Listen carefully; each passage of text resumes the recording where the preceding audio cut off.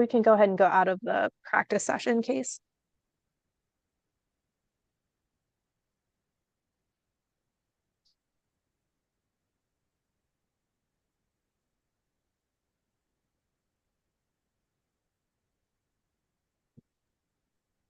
Okay, I think I have done that.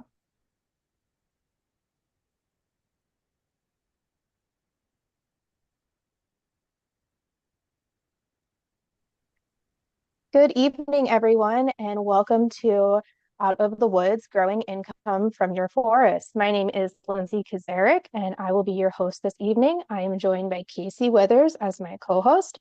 We have with us two special guests from the Natural Resource Conservation Service, Julie Stutler and Tom Wilsoncroft. And NRCS does a lot, and I could try to explain everything that NRCS does, and I think that it would be a lot better if the experts did that. So I will let Julie and Tom tell you exactly what NRCS does and what they do in their day-to-day work. But before we get started, a few housekeeping items. The Q&A and the chat are open. So if you have questions or comments that you would like to add to the conversation during the presentation tonight, please feel free to do so. And we will save most of our questions for the end of our talk this evening during our Q&A session. So without further ado, I'm going to go ahead and turn things over to Tom and Julie. All right, good evening, everyone. And I'm Tom Wilsoncroft, and I'm the West Virginia State Forester for the Natural Resources Conservation Service, stationed out in Morgantown. I've been in this position for about 8 months now. And prior to that, I was working in the field as a conservation planner. I've been around NRCS for about the last 15 years, working directly with private landowners on an array of different projects ranging from forest stand improvements to livestock production enhancements. You name it, I've probably seen a lot of it in West Virginia. But I'm going to share my screen here.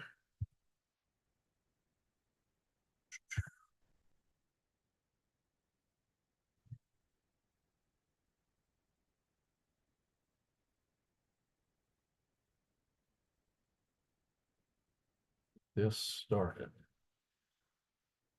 All right, so tonight I wanted to give this presentation on the NRCS assistance.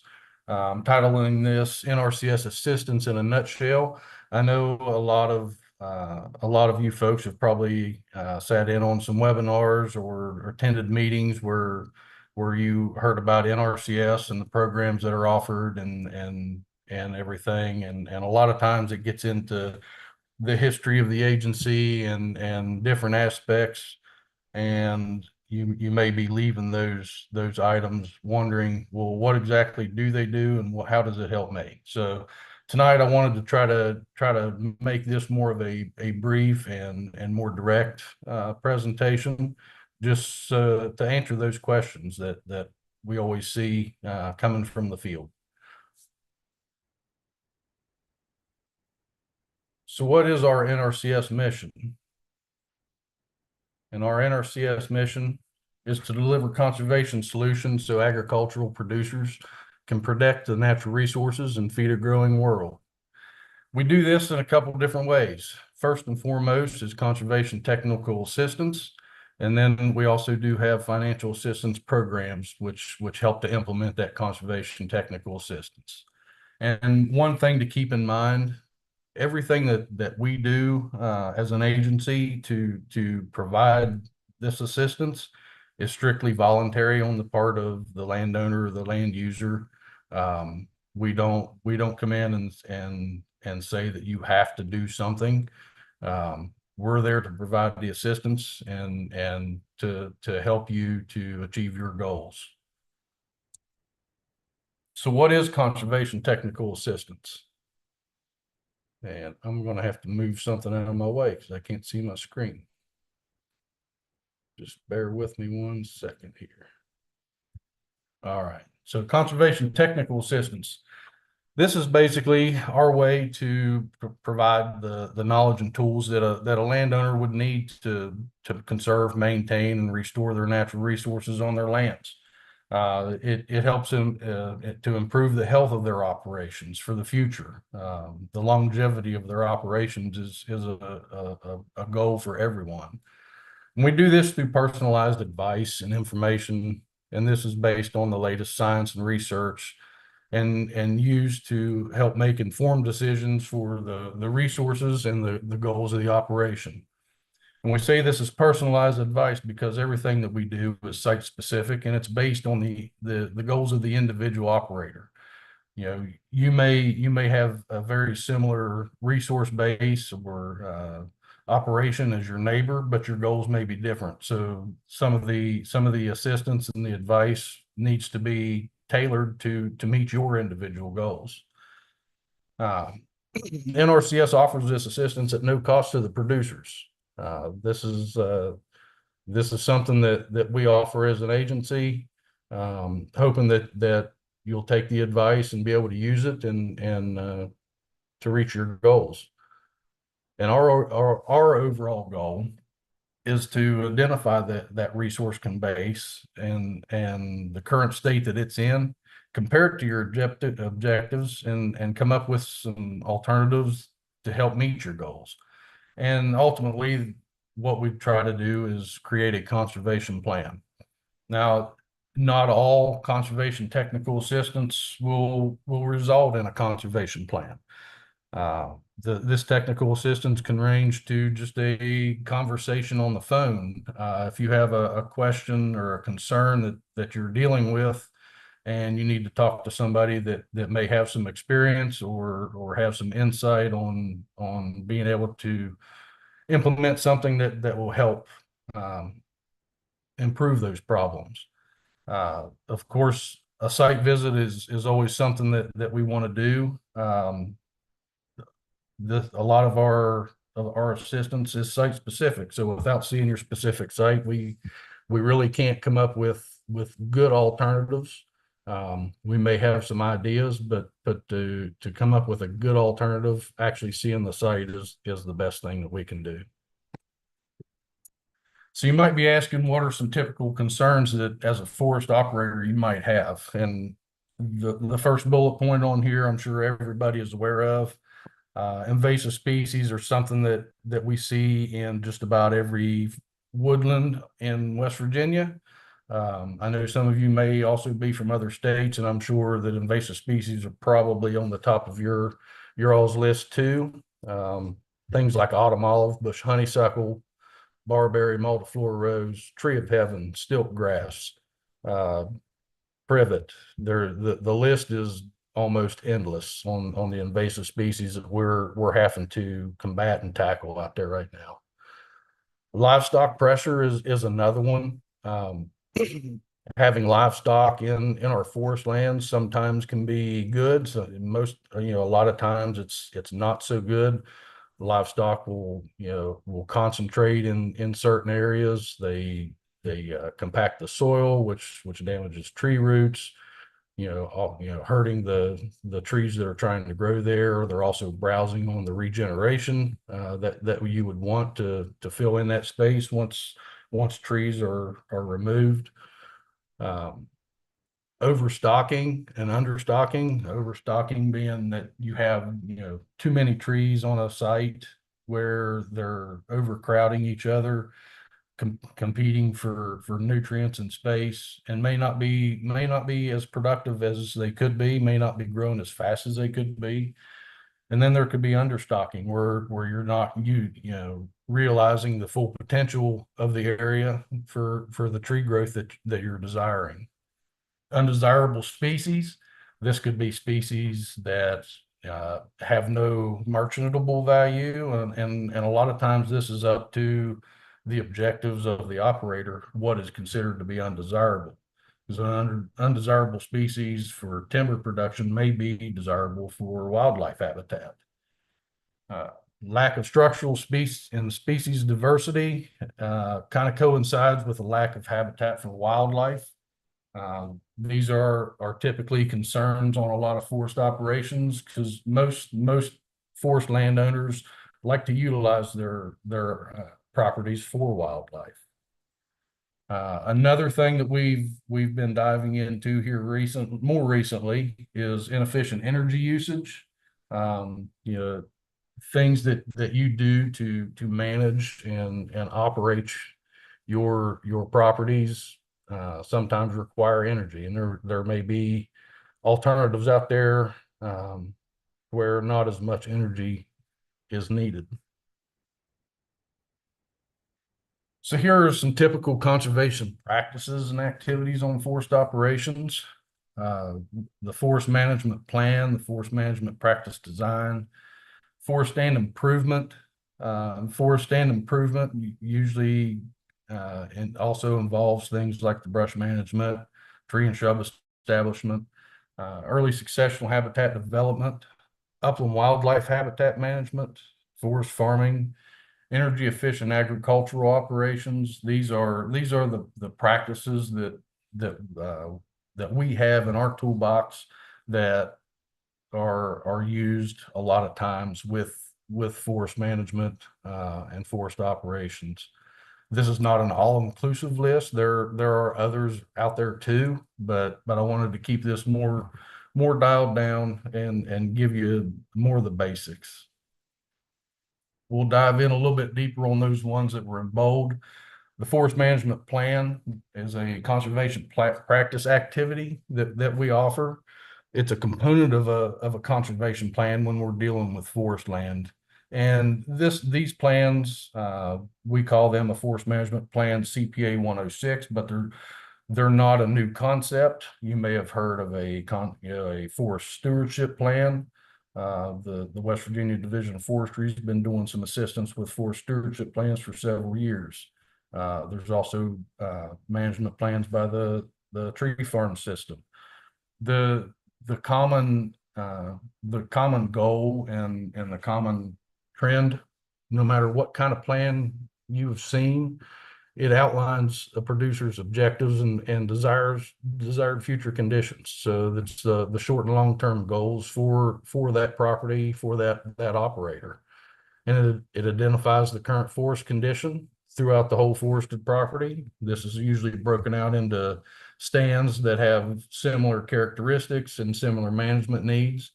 And then it provides recommendations on different techniques or practices that you can use to manipulate or improve on those resources to meet that desired future condition. The CPA 106 that we offer is something that has to be developed by a certified technical service provider. These technical service providers are usually a private consultant. We currently have 15 of those in West Virginia, and most of the time this type of a plan is something that a landowner would work through a financial assistance program to get. Now on the flip side, what NRCS staff in the field can offer is more what we call a forest practice plan, which is very site specific, and it contains the components of a forest management plan, but it's dialed down to a specific area. It wouldn't encompass like the whole property. Maybe if you have a certain area where you want to concentrate your efforts, then a practice plan may be something that's more beneficial and easier to get, or you can get in a more timely manner than getting a forest management plan.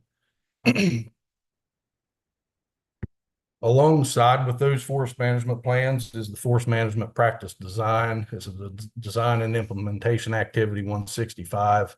This is also something that has to be developed by a certified technical service provider.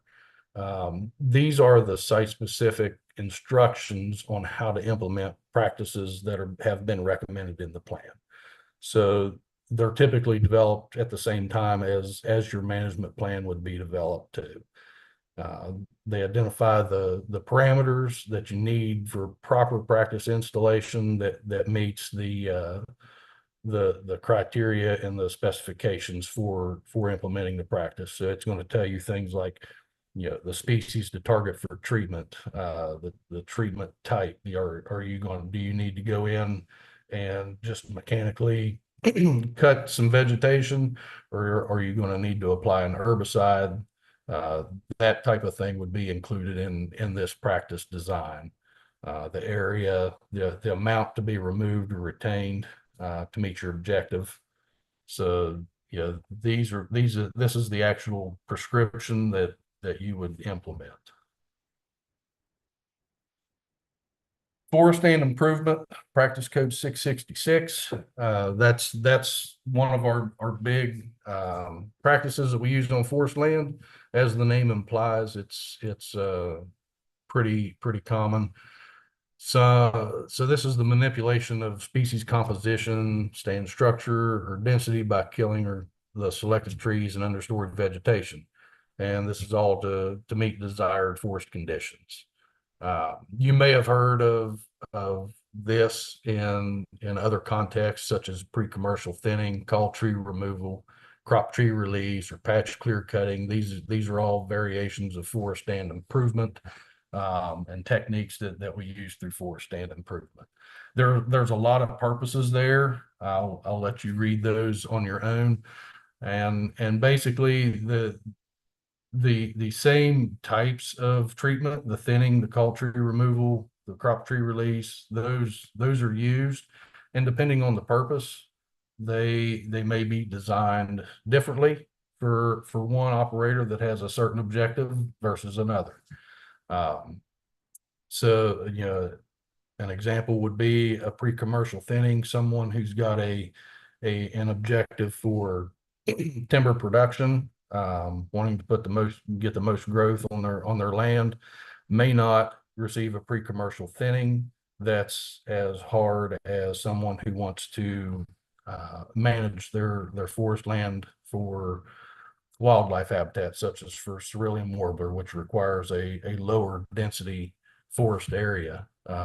They may need to remove, a lot more trees during that thinning than the other person wanting to just have, good timber production. Another practice we've been working on is forest farming. A lot of you have probably heard about forest farming or have an idea of what forest farming is, but it's managing and establishing stands of trees and shrubs in coordination with understory plants and non-timber forest products. One thing to remember with forest farming is it's intentional and deliberate. So foraging is not forest farming. But I will say that foraging is probably one of the things that most likely leads to forest farming. So there's a lot of purposes, increasing plant communities, species diversity. One of the big things is it improves crop diversity because you're growing a mix of compatible crops with different heights on the same area. You've got trees that produce timber in the long term, and you're managing for other aspects and other plants that can provide income in the short term. It also improves soil health and increases soil organic matter and improves terrestrial habitat. And just so you have an idea of what forest farming systems would look like, these are typical forest farming products or things that you would find in a forest farming system. And I will say that with forest farming, it's really up to your imagination what all can be considered forest farming. Because basically, if you're managing the timber that's there, and you have something else that you can then use for a product, it can be forest farming. This is just a list of some very common ones, but the list is really endless on what you can do. The energy efficient agricultural operation, practice code 374, is the on-farm facility and equipment management strategies that provide increased energy efficiency. And the sole purpose for this is to improve energy efficiency. So this is something that we have been using on different types of agricultural operations in the past, and more recently have geared our efforts towards syrup production and the reverse osmosis systems, sap preheaters, and more efficient evaporators are the three big components of the operations that require energy that can be made more efficient. And these are the kind of things that we're being able to help with. So that leads into the financial assistance programs. Our financial assistance programs are used to help offset costs associated with implementation of these conservation practices that we've talked about, and including the forest management plans.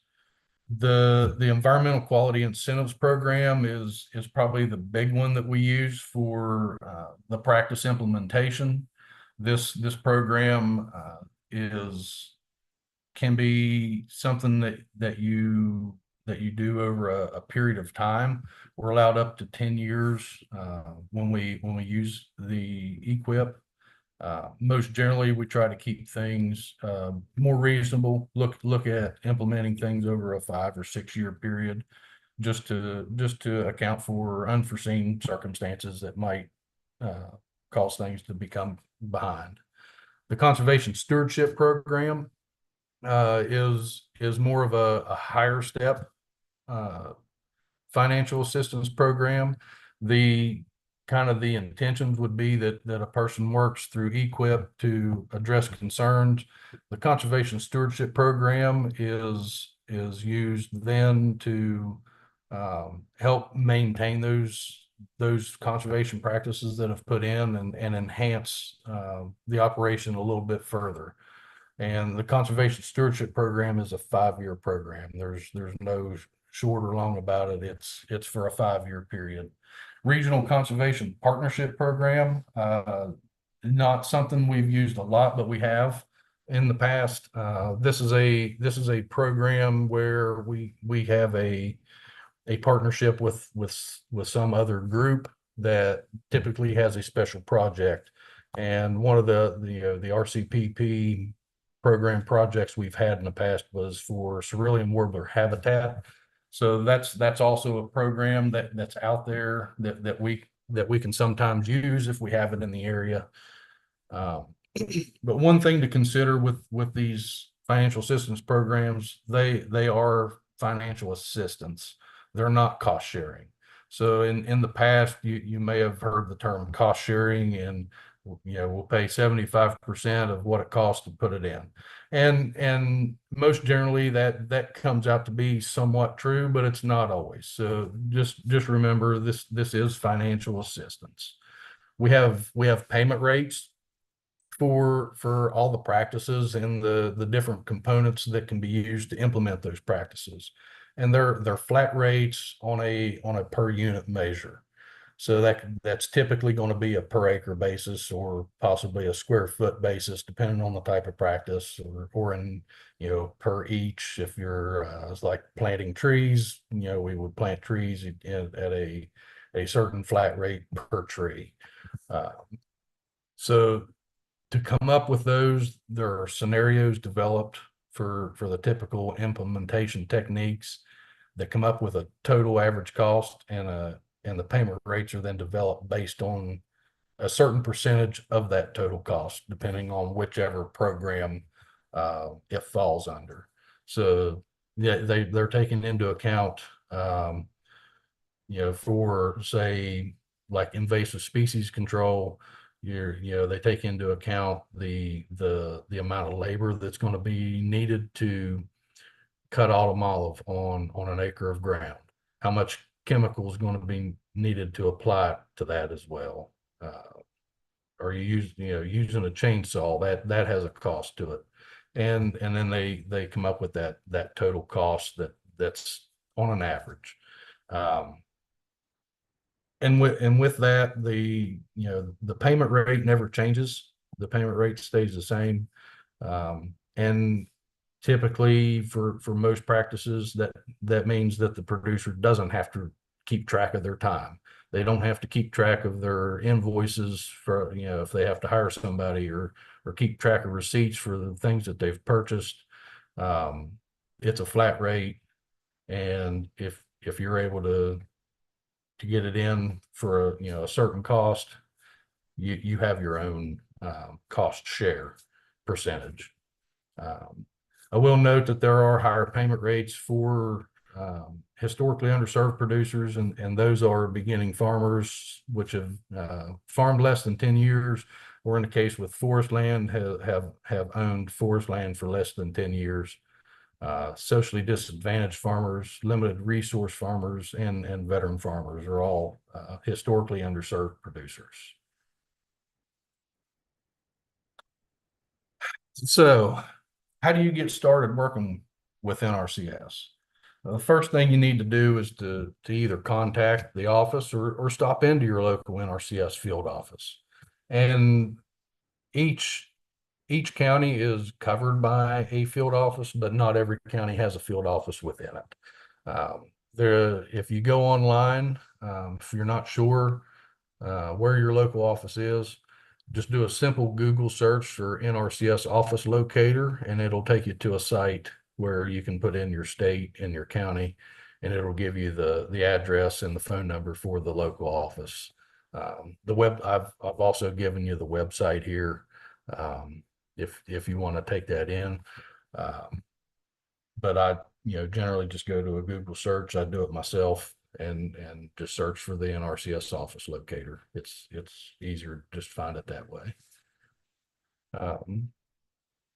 One of the first things you'd want to do is to schedule and conduct a site visit. Again, all of our assistance is site specific, and without seeing the site, we can't provide adequate recommendations or assessments. And then develop a conservation plan. So that would be, identifying the concerns that you have, and identifying different practices or alternatives that can be used to help address those concerns, and formulate it into a written plan. And then you can apply for financial assistance programs. To do this, if you've never worked with NRCS before, you would need to establish farm records, but typically, even if you have, there are still things that need to be updated. And a lot of this eligibility paperwork and farm records are with the Farm Service Agency. Some of our offices are co-located with the Farm Service Agency, but not all of them are. And the office locator will give you both your NRCS office and your FSA office, so you'll be able to tell where those are at. Even if you're not sure, when you're working with us, we'll help you through this application process, and working with FSA along with that. And it's basically just as simple as submitting an application for the financial assistance programs. And applications are accepted on a continuous basis. You can submit an application at any time.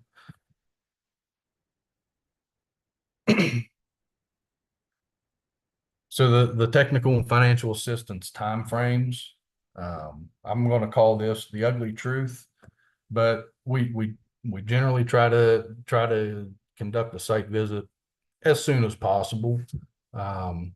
But it can range. It can range anywhere from a couple hours to a couple months. A lot of this depends on the office workload that they're having to deal with. Just you consider you might be one of another 100 people that are seeking assistance, and our staff can only go so far in a short amount of time.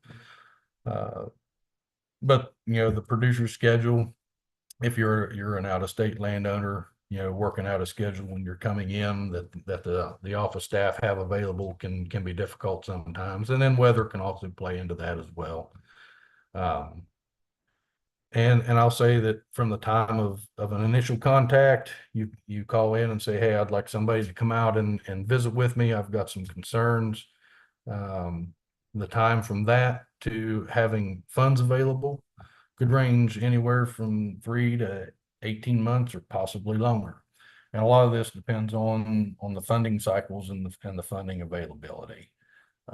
So just ask that you do please be patient, and I did want to put this out there because this a lot of times, coming from several years in the field, this is the part that gets a lot of folks very uneasy and aggravated, and rightfully so. But I just wanted to put this out that it's not intentional toward anybody. It comes down to being able to manage and handle the workload that's out there. So our application processing, as I said before, with funding cycles, our funding is appropriated annually for each fiscal year. So that's from October 1st through September 30th. And we establish a ranking period. And that's where a lot of people get confused, that they have to sign up before a certain time. Well, you can sign up at any time, but you'll be considered in the ranking period that you fall in. So what this is actually a cutoff date for applications, and that's so that applications that have been received prior to that can be evaluated and compete for funding. The financial assistance programs are all competitive, and not, there's no guarantee that funds will be available to be awarded to everyone. If for some reason an application comes in that's after that cutoff date, it's still filed, and it'll be reviewed and compete in the next available ranking period.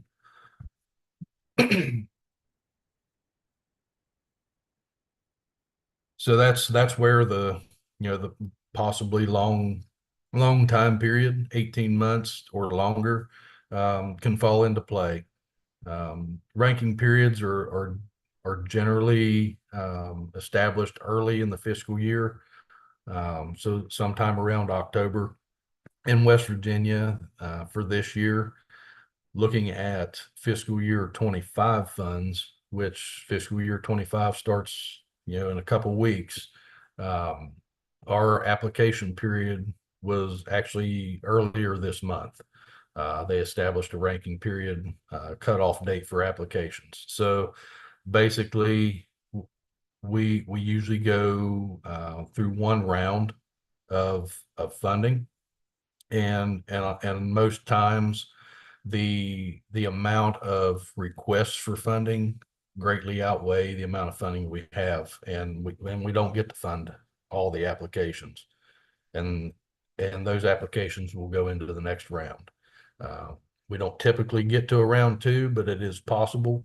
So somebody who applies today, more than likely their application would not be considered or compete for funding until at least next October, November, December timeframe.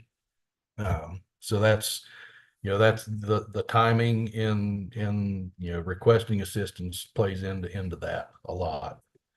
So the application ranking, fund pools are created so that similar applications can compete against each other, and we may have pools that are specifically for forest management purposes, one that's specifically for wildlife habitat or grazing management or animal waste management, or you name it, so that somebody that has more of one purpose isn't having to compete with somebody who has a different purpose altogether. And some of the projects, including some of these forest land projects may be eligible in multiple fund pools.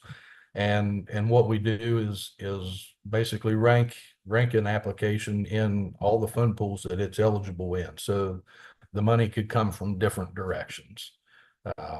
With the overall goal that everything would receive the funding.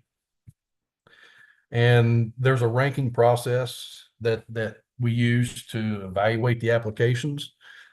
Each fund pool has its own ranking, but this provides a numerical score for the application.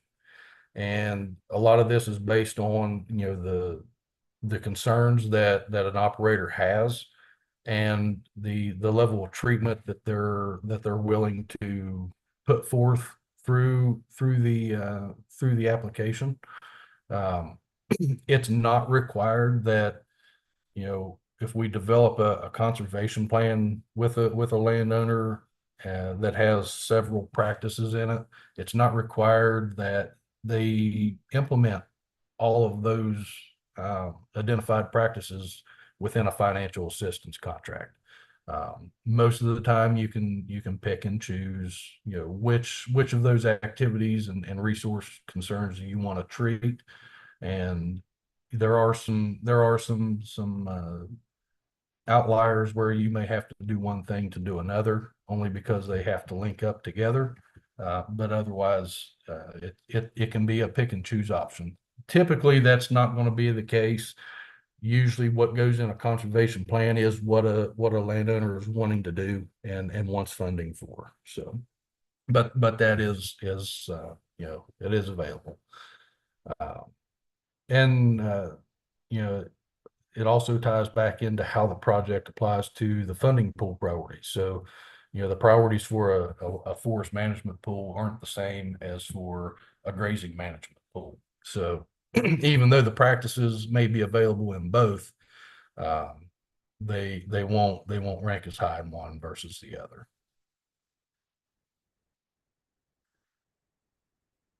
Continuing on with the application processing, once applications are ranked, then they'll be selected for the funding. We don't know each year exactly how much funding we'll get, but once we do get that, it will be broken out, and so much will be applied to each of the fund pools. And basically it's as simple as starting with whoever ranks the highest and continuing down the list until either all the applications are selected, if there's enough funding in that category, or the funds become exhausted. And at that point, we would begin writing contracts and working with folks to get those contracts obligated. If there are any applications that are not selected due to lack of funds, they may be selected later within the fiscal year. So sometimes when we're working with folks, they get selected, their application gets selected for funding, and something has happened. They're no longer willing to go forward with that, and the funds that they were going to have will get redistributed, which means we may get further down the list. We have up until about the middle of September to use the funds and distribute those funds out.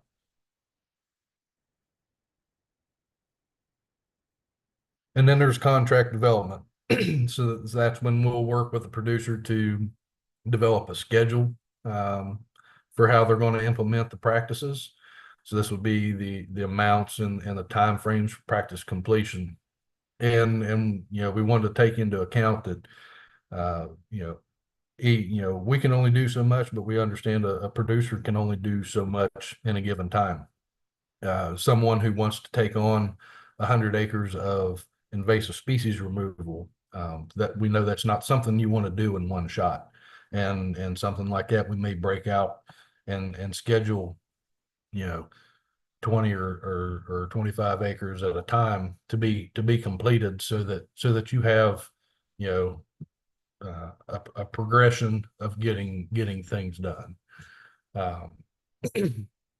at this point, and even prior to this point, a producer will know the payment rates that are tied to the practices, and the total payments that would be generated or put forth towards completing those practices based on the estimated extents. But up until this point, producers are under no obligation to do anything. And even sitting down with your local NRCS office to go over this contract, it's been, a lot of work has gone into, and you say, no, I really don't want to go forward with this. I really don't want to do it. I'm not able to. You're under no obligation, and you can cancel at any time up to that point.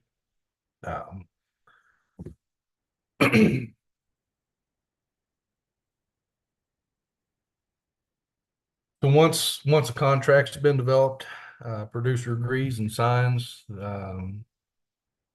the funds will be obligated, and at that point, the producer can begin their practice installation and implementation. So, conservation technical assistance is always the backbone for everything we do. It's also the backbone for seeing that producers are able to implement these financial assistance contract as well. So we provide technical assistance prior to and during practice implementation. If a producer would want a site marked out, they know they need to complete 3 acres of a certain practice. We'll go out and flag the boundary of that 3 acres so that they know where they're working at. This also would be marking trees to take out during a thinning or a crop tree release or something like that. Or if a producer just has questions on what they need to do, that's where we can come out and keep providing this technical assistance. And the practices that are installed must meet practice standard requirements and specifications. Going back to the design and implementation activity, that's the prescription or the instructions for completing the practice. We call them implementation requirements. Those are the guidelines, and as long as those are followed, they'll meet the practice standard requirements. And once they're completed, NRCS staff perform a site visit to certify that they were done according to those specifications. And if deficiencies are not the end of the world, if there are deficiencies found, we work with the producer to figure out how to make it right. And this happens a lot. And basically the hardest part is it may take just a little bit longer to actually get it completed and get the reimbursement for it. So the payments that we provide, again, these are financial assistance payments, not cost sharing payments. They're provided once the practice is certified complete. I will say that through EQIP, there is an option for advance payments to historically underserved producers. There are some special rules with that. Typically, these advance payments are 50% of what the total practice payment would be, but those funds have to be expended by the participant within 90 days. So that would be for like the purchase of maybe chemicals or purchase of some sort of materials that's going to be needed to get that practice installed. Depending on the type of practice, it may not be something that you realistically can do, because there may not be a lot of materials that need to be purchased. With forest management, a lot of the cost is labor, and there's not usually a good way to account for that. for an advance payment. But it's still there. It's still an option that we can use. And if for some reason a participant would do this and not be able to spend that money within the 90 days, they do have to pay that back. And then once the practice is completed, they would get the full amount at that point. But we try to avoid that as much as possible. The timing of payment is dependent on the program. So for EQIP and RCPP, the payments are made pretty much immediately after they're certified complete. It's usually there's a couple forms that would need to be signed, but beyond that, you're looking at roughly a 7 to 10 day period once the field visit's done and you've signed off. CSP, on the other hand, as I said before, this is a 5-year contract. Payments are only made one time annually, and I believe the way it's spelled out is immediate, as soon as possible after the 1st of October each year. So that generally that usually comes out to sometime in October or November when those payments are distributed, and those payments are made for all the completed practices or activities in that prior fiscal year. So that would be whatever you've completed from October 1st of the year before up till September 30th. A lot of times although some practices can be done through both EQIP and CSP, a lot of the activities that are done through CSP are what we would call enhancements.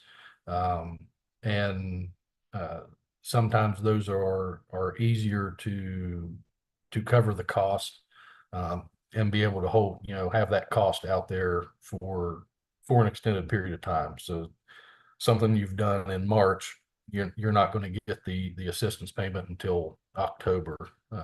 So that's something we try to work out with the scheduling too, making sure that a producer is able to cover that. So in summary, NRCS provides conservation technical assistance, and this is at no charge to the producer. And our goal is basically to help producers to identify the concerns that they have and come up with a way to overcome those concerns. These are site and objective specific. So, sitting down talking, if you call in and ask, what's available to me, well, everything's available, but may not be feasible or may not be something that you really need. So just remember that. The financial assistance programs, these are available to help offset costs associated with the implementation. And all of this is voluntary conservation. We don't do anything that's mandatory. If the technical assistance, the financial assistance, it all starts with the producer's invitation to work with them. We don't typically initiate that work. That's initiated by the producer. We do outreach and make sure that everyone's aware of what we've got. But we're not gonna show up to your farm and say, hey, you need to do this. You as a producer would need to start that conversation. So here's some contacts and references. There's my email address. If you've got questions, later on after this presentation, even feel free to contact me. If the office locator, like I say, just doing a simple Google search is probably the easiest way to do it, but there's the address for it as well. If you're having trouble finding your local office or finding the site, feel free to email me. Also, our USDA NRCS website, as you see there, it's got a lot of information on the assistance we have. Sometimes that site's not as easy to navigate, but if you have any questions, again, please feel free to contact me, and we'll get you started and get you the help that you need. And with that, I am done, and I'll leave this on there so that everybody has that. But thank you everyone for listening, and I'll turn it back over to.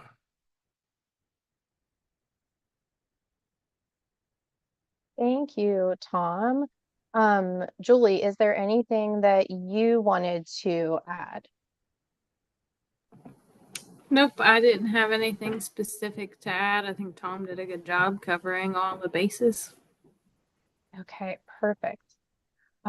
So we will open things up now for our Q&A session. So if you have questions, please feel free to put those in the chat box or the Q&A, and we will get things started off. Here we go. This question is from Betsy. How might EQIP or CSP work alongside other financial assistance or cost sharing programs that a producer might be receiving? Like in Kentucky, conservation districts offer CAIP funds, which has some similar to EQIP and also supplemental to EQIP practices. Tom, would you like me to take that one? Yeah, if you don't mind, Julie, that'd be great. Yep. So our strongest partners in most cases are our conservation districts. In many cases, we're co-located with the conservation districts, and we work with them to make sure that we're not duplicating payments. Oftentimes, and I'm not sure specifically how the programs work in Kentucky, but oftentimes our folks in county offices are collaborating and working back and forth, making sure that we're not duplicating efforts. But you can receive other payments if you are receiving funding through EQIP or CSP. There's just a stipulation in our appendix, which you sign when you enter the agreement, that says that you will not accept payments that exceed the total amount of the practice installation. So you can actually accept funds on the same practice from both NRCS and a partner, as long as you are not basically profiting from that, as long as that payment rate doesn't exceed 100%.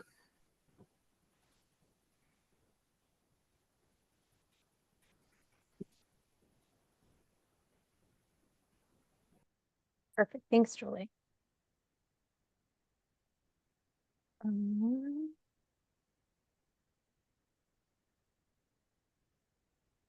Chris says, thank you, Tom. I will stop by my Franklin office. Another thank you, Tom. Very informative. Give folks a couple more minutes to ask some questions.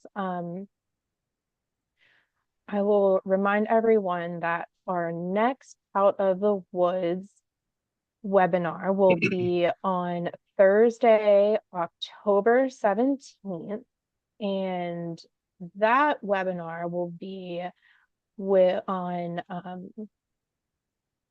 flavor profiles of maple. And we will have guest speaker Joel Boutin. So tune in next month at 7 p.m. on the 17th for pretty interesting maple specific webinar series.